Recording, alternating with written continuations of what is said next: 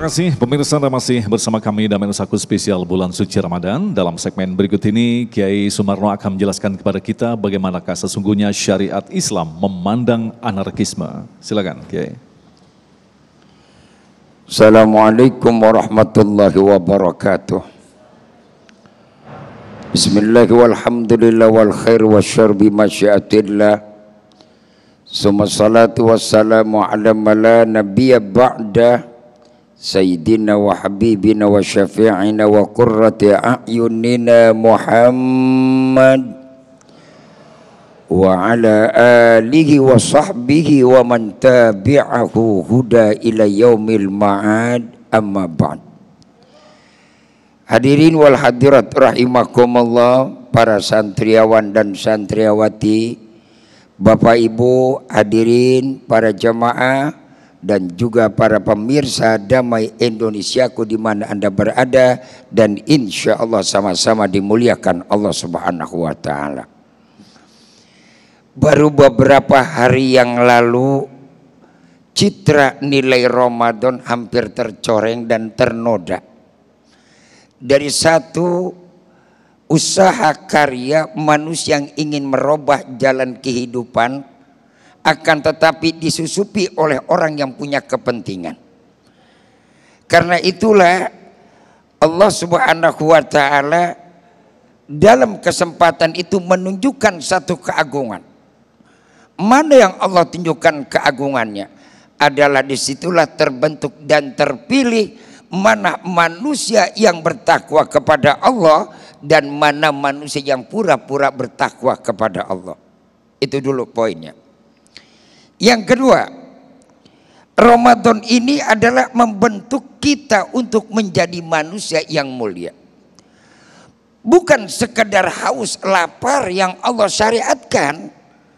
Yang terberat adalah bagaimana mengendalikan kehidupan, mengendalikan nafsu, mengendalikan jiwa. Sehingga dalam ujung surah Al-Baqarah ayat 183 ada kalimat la'allakum littaroji yang penuh dengan harapan Allah. Artinya adalah proses syariat itu Allah berharap agar manusia bisa tunduk dan patuh secara konsideran. Maksudnya apa, Pak? Ya, orang itu kan mau bertakwa dan mau tunduk patuh kepada Allah harus melalui proses. Prosesnya apa? Ya syariat. Dari syarat diharapkan apa? Ketulusan, keikhlasan, kepatuhan. Yang paling berat adalah menata, mengatur, serta bagaimana mematuhkan jiwa manusia kepada Allah. Maka ada ancaman dalam satu hadis Nabi, malam yada qauladur wal amala bi falaisa lillahi hajatun fima ayada ta'amahu aw syarabah. Sampai-sampai dalam satu hadis baginda Rasul, ini buat orang yang puasa, terlepas orang yang kagak puasa. Buat umat Islam yang berpuasa, terlepas buat orang yang tidak mau puasa. Apa kata Rasul? Buat jaga nilai daripada puasa itu kita sendiri. Yang pertama, malam yada qauladur.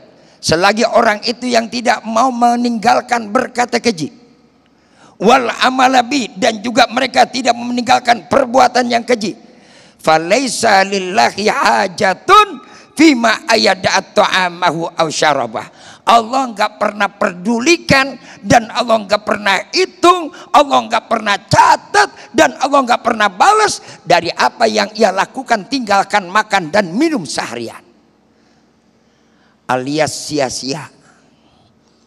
Saudara-saudara hadirin rahimakumullah, berat memang kerjaan yang namanya kita nahan omongan. Belum lagi yang namanya nahan pemikiran. Ketika puasa itu terbagi dengan kita tiga kategori. Ada puasa, ada yang namanya shaumul am, ada lagi puasa shaumul khas, ada shaumul khawasul khawas. Justru yang paling berat adalah puasa shaumul khawasul khawas. Puasa orang yang paling khusus, bukan sekedar makan dan lapar doang. Tahan pemikiran, tahan perasaan, tahan omongan.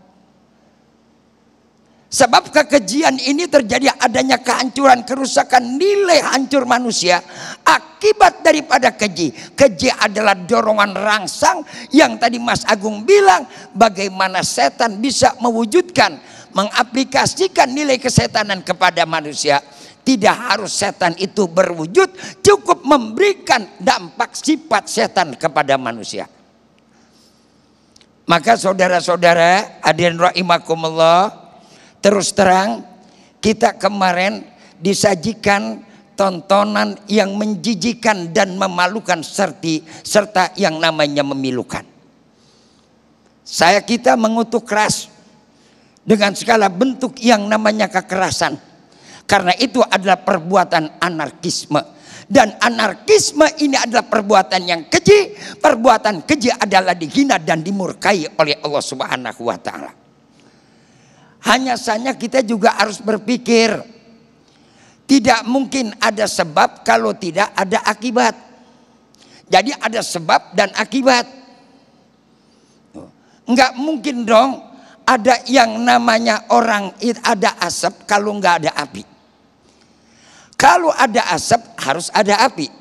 Tapi Islam mengajarkan justru puasa dalam situasi kondisi apapun harus cegah. Cegah apa? Cegah hawa nafsu. Walaupun kita tersudut, cegah hawa nafsu. Makanya kita doakan mudah-mudahan insya Allah dari Ramadan yang kita lakukan tahun ini, mudah-mudahan Allah Subhanahu wa ta'ala mengangkat derajat bangsa Indonesia menjadi bangsa yang mulia di antara seluruh bangsa-bangsa yang ada di alam dunia. Amin. Ya Robbal, kita lihat peperangan mulai terjadi di daratan Eropa. Haruskah di wilayah kita terjadi adanya pertikaian? Haruskah di antara kita harus jadi yang namanya pertentangan? Ini kan semuanya gara-gara nafsu. Gara-gara nafsu orang pengen enak terus. Gara-gara nafsu orang gak pernah ada puas. Kalau orang hidup sudah tidak pernah ada puas, maka lahir nanti manusia akan menjadi buas. Manusia kalau sudah buas, lebih buas daripada binatang.